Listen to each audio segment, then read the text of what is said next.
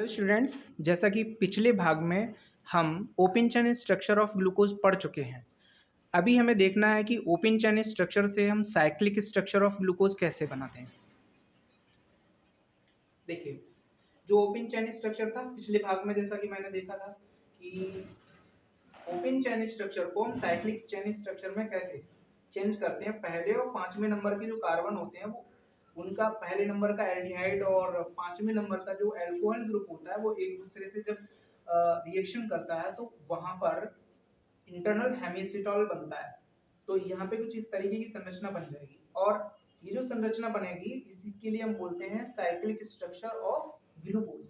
तो cyclic structure of glucose का यहाँ पर जो नाम होगा वो है alpha D plus glucose. Alpha D plus glucose. अब ये देखो, साइक्लिक स्ट्रक्चर आपकी दो टाइप की होती है। अब दो टाइप की किस आधार पे होती हैं? तो आपको क्या करना है कि पहले कार्बन का, कार्बन नंबर एक का, आप कार्बन नंबर एक लिख सकते हो, कार्बन नंबर एक का कॉन्फ़िगरेशन आपको बदलना है। कॉन्फ़िगरेशन बदलना है पहले नंबर की कार्बन। तो पहले नंबर का जो यहाँ पर जो कॉन्फ़िगरेशन है वो हमारा है HOH।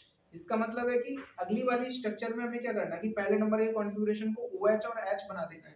तो हम यहाँ पे बना देते हैं कुछ इस तरीके से।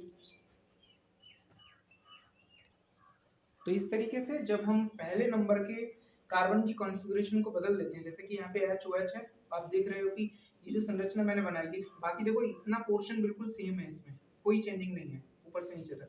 आपने कार्बन नंबर एक का कॉन्फ़िगरेशन को बदल दिया, ऐसा था और आपको ऐसा कर देना है। तो यहाँ पे कर दिया, OH इधर कर दिया और H इधर कर दिया। ऐसा करने से हमारे लिए जो भी स्ट्रक्चर बनेगी यहाँ पर, उसके लिए हम बोलेंगे यहाँ पे अल्फा लगा हुआ है, यहाँ पे बीटा लगा दो, beta D plus glucose. Beta D plus glucose, ये संरचना जो बन जाएगी इसके लिए बोलेंगे बीटा डी प्लस ग्लूकोज।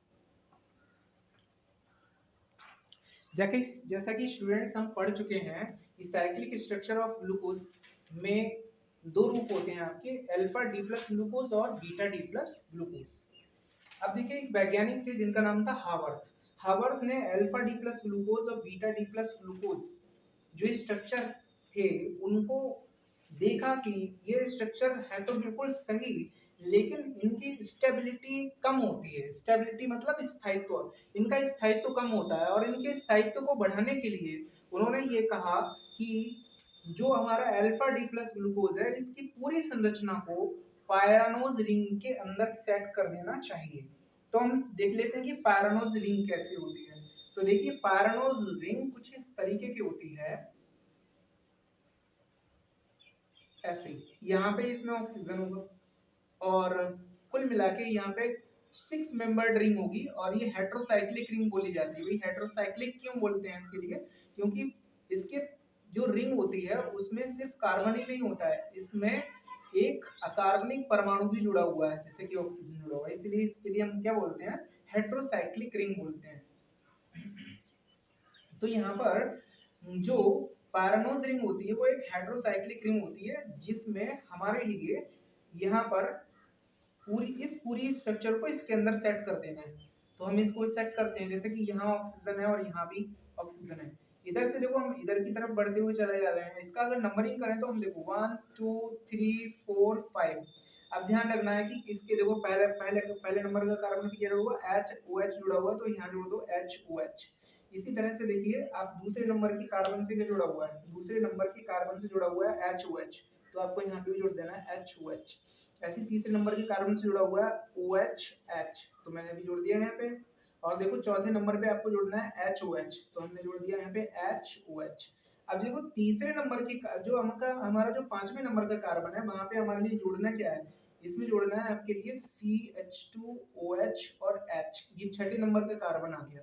तो इस तरीके से अभी देखो इसका नाम जो है वो अल्फा डी प्लस ग्लूकोज नहीं रहेगा। कारण क्या है कि इसके लिए हमने पायरानोज रिंग के अंदर सेट कर दिया है ग्लूकोज को, तब इसका जो नाम होगा वो क्या हो जाएगा, alpha D ग्लूको, alpha D ग्लूको pyranose, pyranose.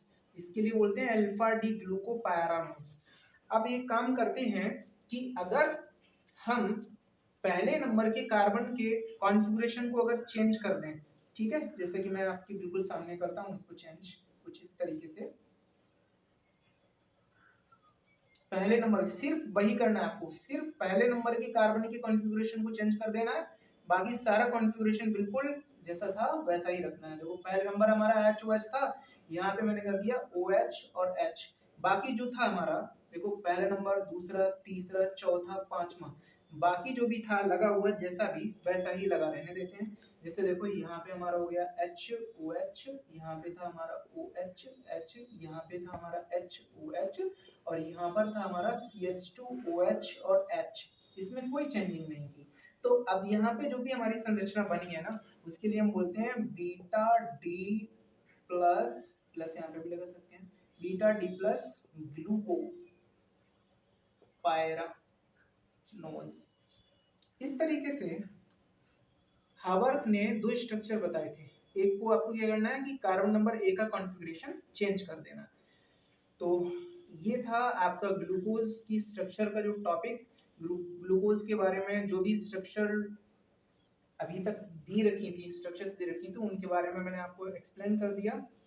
और उम्मीद है कि आपको ये टॉपिक बहुत पसंद आया होगा और आपने बहुत सारी चीज़ें इससे प्राप्त की होंगी। और जो हमारा टॉपिक है इसके लिए आप लाइक, शेयर और सब्सक्राइब करें।